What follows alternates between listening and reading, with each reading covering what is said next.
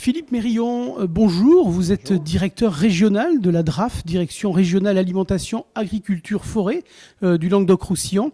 Vous êtes l'invité d'honneur de l'Assemblée générale de Saint-Charles Export, aujourd'hui 5 juin. Il vous était présenté la démarche de ce groupement d'entreprises qui est tout à fait novatrice à l'export. Qu'en avez-vous pensé, Philippe Mérillon ? Écoutez, ce qui frappe d'abord quand on découvre la stratégie telle qu'elle a été exposée, c'est la force immense du collectif. Et force du collectif parce que c'est un collectif diversifié. On a ici à Saint-Charles un nombre important d'entreprises, environ 200 si j'ai bonne mémoire, mais de métiers très différents, donc de produits très différents, mais aussi de la production, de l'importation, de l'expédition, de la logistique. Et c'est cette force du collectif très diversifié qui fait vraiment la force et l'image du marché de Saint-Charles et qui lui permet d'offrir donc à l'extérieur une offre elle-même très diversifiée. Et c'est parce que cette offre très diversifiée est construite par ce collectif lui-même très divers, eh bien, que la richesse de l'offre apparaît et peut permettre de proposer, je dirais, aux acheteurs notamment, des services, des produits qui sont tout à fait originaux et spécifiques. Et donc, en ce sens-là, la démarche est extrêmement innovante et, je crois, unique sur notre territoire. Oui, vous l'avez d'ailleurs répété, hein, cette palette de choix, c'est ça qui vous impressionne. Oui, cette palette de choix.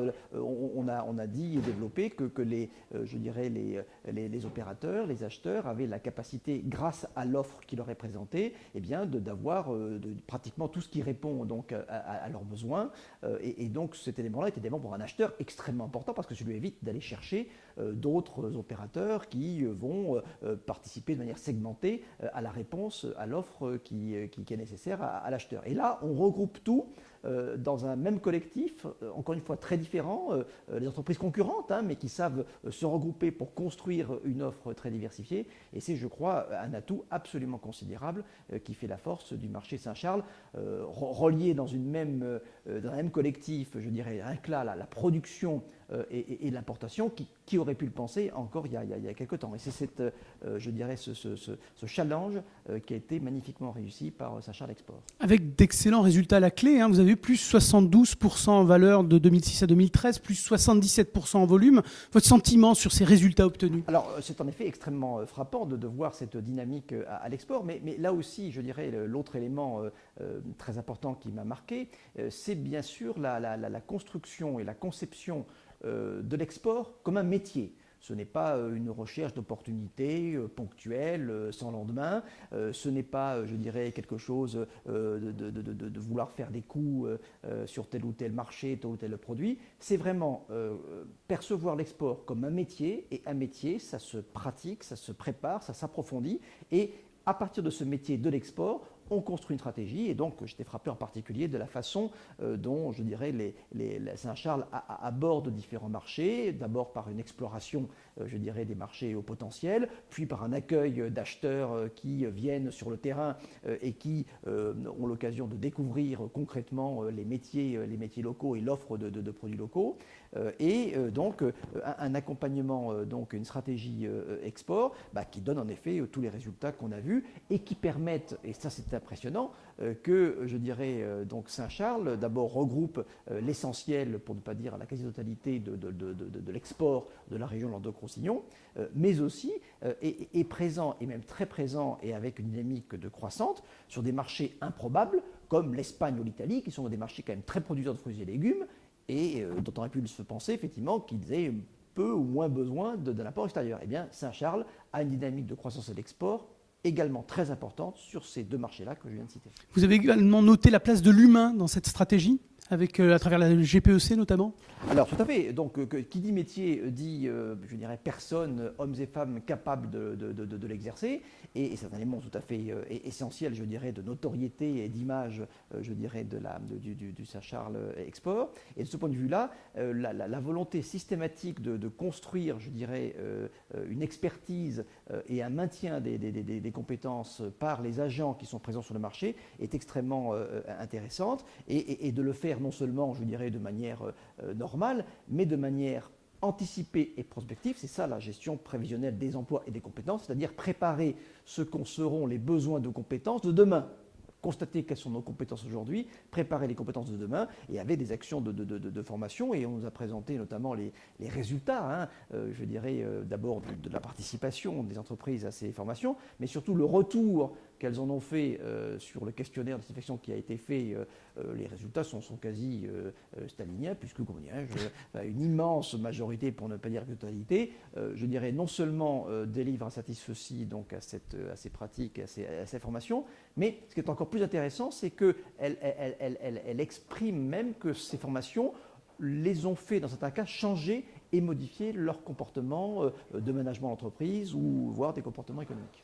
Un mot sur les orientations peut-être un peu plus individuelles aussi pour les entreprises de Saint-Charles Export.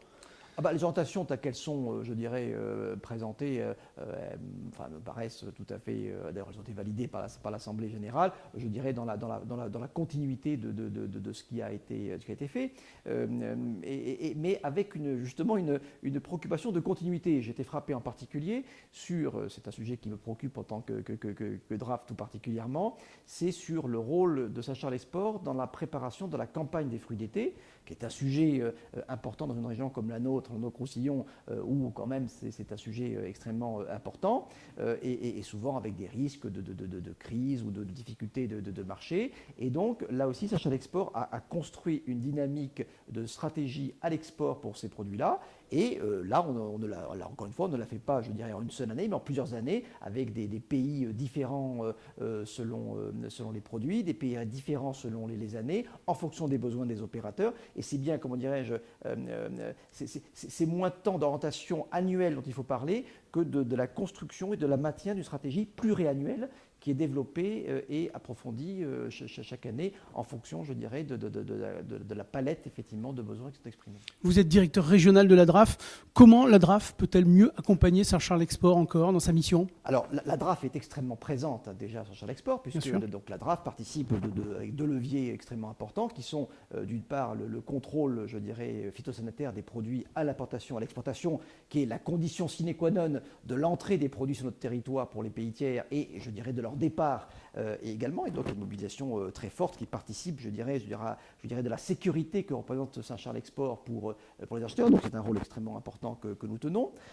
Également, je dirais, par le suivi, je dirais, des marchés, puisque nous avons également une antenne du réseau des nouvelles des marchés qui participe au suivi, je dirais, des marchés et des cotations. Et de ce point de vue-là, c'est un élément tout à fait, je dirais, important, je dirais, de connaissances et d'instruments proposés aux entreprises. Et d'ailleurs, ils y participent eux-mêmes et sont abonnés, je dirais, donc aux éléments que l'on propose. Donc c'est déjà des éléments extrêmement importants. Et de manière générale, les pouvoirs publics nationaux et l'État sont très présents. On a parlé de la directe, par exemple, qui était présent pour la GPEC. La douane apporte des éléments. Et donc l'État, et par toutes ces administrations, donc il n'y a pas que la DRAF, très présent dans sa politique stratégie d'accompagnement de Saint-Charles Export.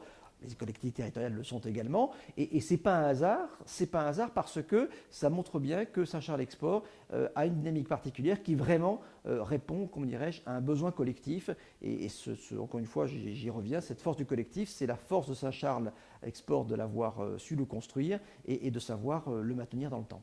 Merci beaucoup Philippe Mérillon d'avoir été présent pour cette Assemblée générale de Saint-Charles Export. Merci encore et à bientôt sur la plateforme Saint-Charles International. Merci, à bientôt. Au revoir.